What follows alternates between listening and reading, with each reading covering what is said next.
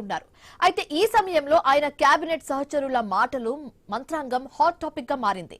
మంత్రి కోమటిరెడ్డి డైరెక్ట్ గా సీఎం ప్రతిష్టాత్మకంగా తీసుకున్న తాను స్వయంగా చూస్తున్న విద్యాశాఖపై సెటైర్లు వేయడం జరిగింది.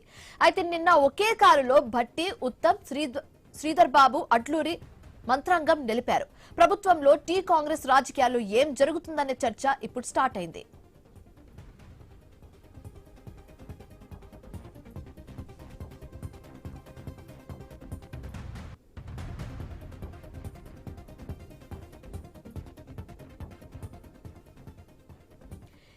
ముఖ్యమంత్రి రేవంత్ రెడ్డి హైదరాబాద్ లో లేరు, అమెరికాలో ఉన్నారు. అయితే ఈ సమయంలో ఆయన కేబినెట్ సహచరుల మాటలు మంత్రాంగం హాట్ టాపిక్ గా మారింది. మంత్రి కోమటిరెడ్డి డైరెక్ట్ గా సీఎం ప్రతిష్టాత్మకంగా తీసుకుని తాను స్వయంగా చూస్తున్న విద్యాశాఖపై సెటైర్లు వేయడం జరిగింది. నిన్న ఒకే కారులో భట్టి, ఉత్తమ్, శ్రీధర్ బాబు, అడ్లూరి మంత్రాంగం నిలిపారు.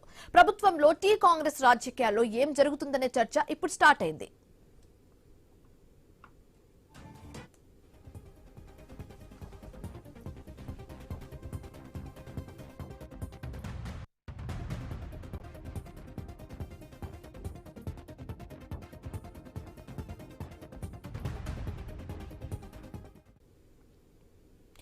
ముఖ్యమంత్రి రేవంత్ రెడ్డి హైదరాబాద్ లో లేరు, అమెరికాలో ఉన్నారు. అయితే ఈ సమయంలో ఆయన కేబినెట్ సహచరుల మాటలు మంత్రాంగం హాట్ టాపిక్ అవుతుంది. మంత్రి కోమటిరెడ్డి డైరెక్ట్ గా సీఎం ప్రతిష్టాత్మకంగా తీసుకొని తానే స్వయంగా చూస్తున్న విద్యాశాఖపై సెటైర్లు వేయడం జరిగింది. అయితే మంత్రి కోమటిరెడ్డి ఏం చెప్పారో ఓసారి చూద్దాం.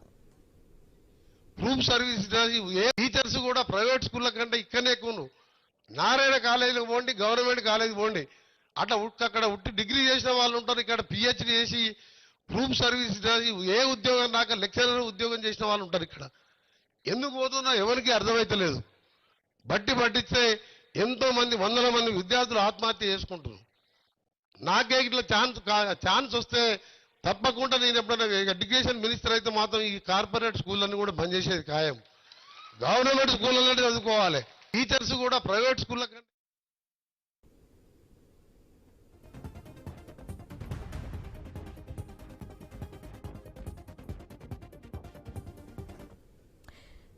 మంత్రి కోమటిరెడ్డి చేసిన వ్యాఖ్యలు మనం ఇప్పుడు చూసాము. ప్రైవేట్ స్కూల్స్ కంటే government schools and colleges best అని ఆయన చెప్పడం జరిగింది. తానే ఒకవేళ ఎడ్యుకేషన్ మినిస్టర్ అయి ఉంటే ఈ ప్రాబ్లమ్స్ అన్ని సాల్వ్ చేసేవాడిని అని క్లియర్ గా చెప్పడం జరిగింది. దాంతో పాటు ఒకవేళ నేను ఎడ్యుకేషన్ మినిస్టర్ అయి ఉంటే మాత్రం కార్పొరేట్ స్కూల్స్, కాలేజెస్ ని అన్నిటిని బంద్ చేసేవాడిని అని క్లియర్ ఇండికేషన్ అయితే ఇవ్వడం జరిగింది. ఇదంతా ఒక ఎత్తు అయితే నిన్న ఒకే కారులో భట్టి అండ్ అలాగే ఉత్తమ్, శ్రీధర్ బాబు, అడ్లూరి మంత్రాంగం కలిశారు, వెళ్లారు, ప్రయాణించారు. అయితే దీనితోటి ఈ టూ కాన్సిక్వెన్సెస్ తర్వాత, ఈ టూ సిచ్యువేషన్స్ చూసిన తర్వాత అసలు ప్రభుత్వంలో టీ కాంగ్రెస్ రాజకీయాల్లో ఏం జరుగుతుందన్న చర్చ స్టార్ట్ అయిందని చెప్పొచ్చు. రైట్, ఇక ఇదే అంశానికి సంబంధించి మరింత తాజా సమాచారం మా కరెస్పాండెంట్ ఏవై స్వామి ఫోన్ ఇన్ ద్వారా అందిస్తారు. స్వామి, మంత్రి కోమటిరెడ్డి వెంకటరెడ్డి చేసిన వ్యాఖ్యలు మనం చూసాము. అండ్ అలాగే సీఎం రేవంత్ రెడ్డి హైదరాబాద్ లో లేనప్పుడు, తెలంగాణలో లేనప్పుడు మంత్రులు కలవడం అనేది కూడా ఒక పెద్ద హాట్ టాపిక్ గా మారిందని చెప్పొచ్చు. అయితే దీనివల్ల ఇప్పుడు టీ కాంగ్రెస్ రాజకీయాల్లో ఏం జరుగుతుందన్న చర్చ కూడా మొదలైంది. సో పొలిటికల్ ఈ టూ ఆస్పెక్ట్స్ ని ఎలా చూడొచ్చు అంటారు?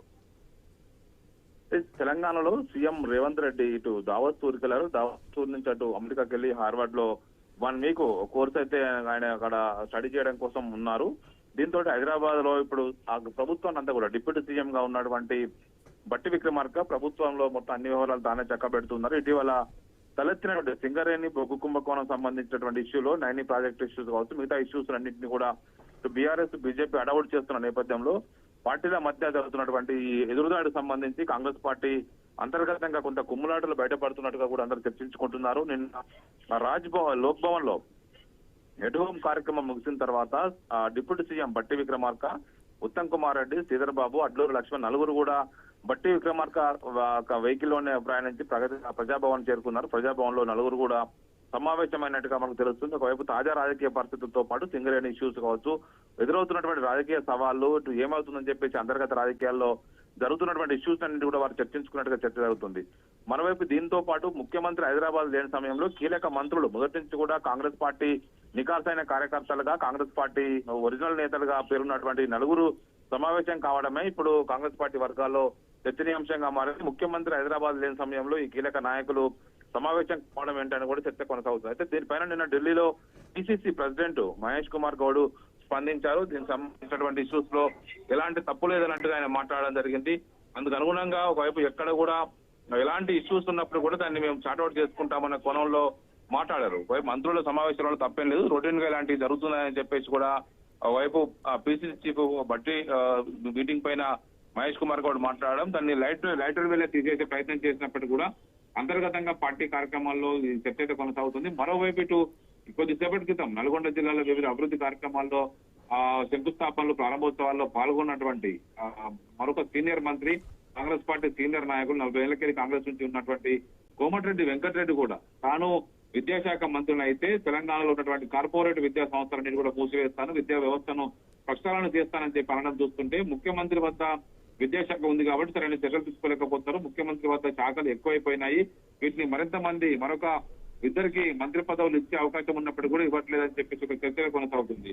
మొత్తానికైతే ముఖ్యమంత్రి వద్ద మున్సిపల్ శాఖ, విద్యాశాఖ, మరోవైపు మరిన్ని కీలక శాఖలు ఉన్నాయి. వాటి అన్నింటినీ కూడా ఇతరులకు ఇస్తే బెటర్ ఉండదని ఒక చర్చ జరుగుతున్న నేపథ్యంలో ఇప్పుడు కోమటిరెడ్డి వ్యాఖ్యలు రాజకీయంగా ప్రాధాన్యత సంతరించుకున్నాయి. తాను విద్యాశాఖ మంత్రి అయితే వీటన్నిటిని ప్రక్షాళన చేస్తానని అంటున్నాడంటేనే ముఖ్యమంత్రి పరోక్షంగా తప్పుపడుతున్నట్టుగా కూడా చర్చ జరుగుతున్నది. Right, thanks for the update Swamy.